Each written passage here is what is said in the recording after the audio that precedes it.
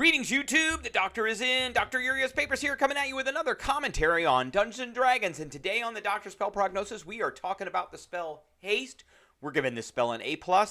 There is one particular reason and phrase in this spell why I am not making it a superior, but we're giving it an A+, which we have not given very much. So don't forget to hit that subscribe button. If you like this video, hit the like button. And if you have any questions or comments, please leave a question or comment. All right, so Haste is a third level spell that requires concentration, usable by sorcerers, wizards, artificers, Circle of the Land, Grassland Druids, don't get it, Oath of Vengeance Paladins, and Oath of Glory Paladins. So Paladins do have access to this spell, which is really good. Now, takes an action, has a range of 30 feet, verbal, somatic, and material, which is shaving of licorice root. I don't know where they got that from, but okay.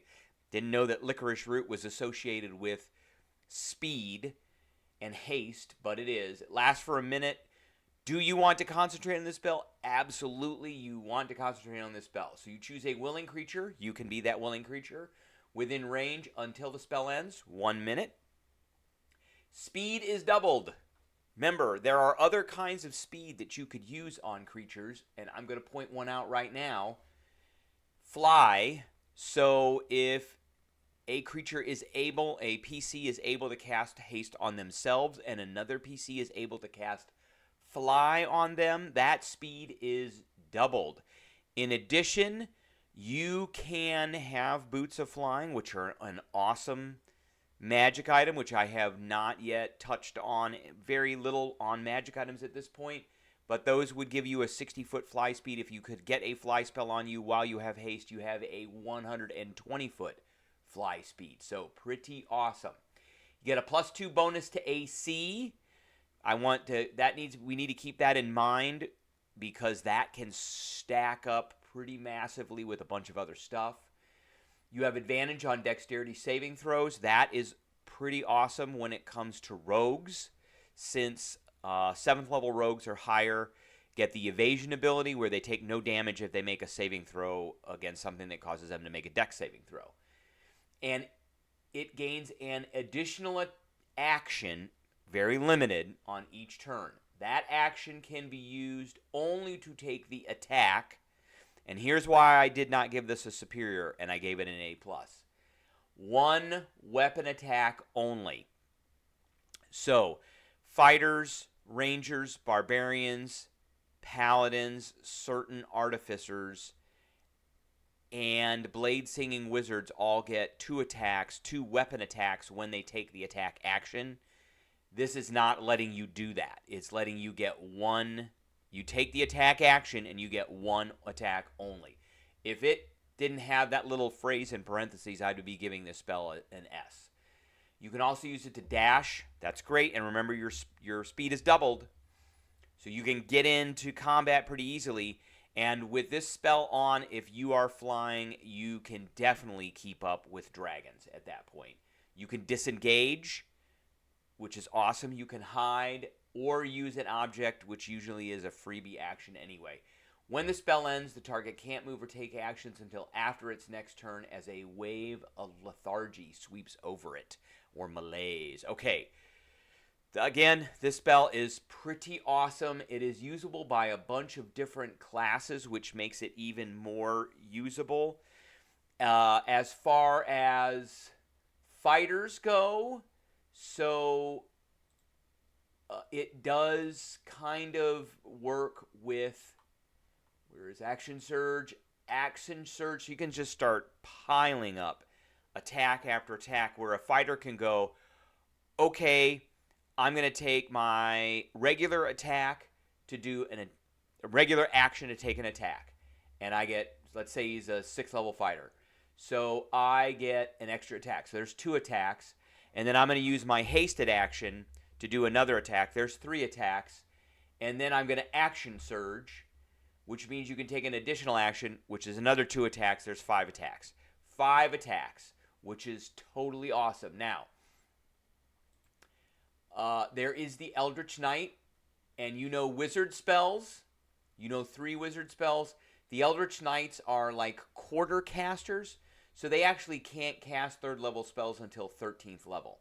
So you do have to keep that in mind about whether you're going to do that. However, if you are a fighter or a wizard and you're taking classes you're taking levels in fighter, a good wizard to always use this spell with is the Blade Singer, who gets an extra attack. So I'm going to take my action to make an attack. I get 2 attacks, and then I'm going to take my hasted attack to make another attack. In addition, remember I said haste gives you a +2 to AC.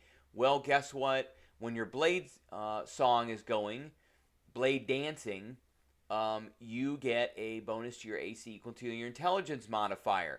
So if you got haste on, that's 2, and you've got a +4 to your intelligence, that's 6, and you've got a +4 to your dexterity, that's a +10, and you got a +1 ring of protection, that's +11, and a +1 cloak of protection, that's +12. Wow, that's a lot.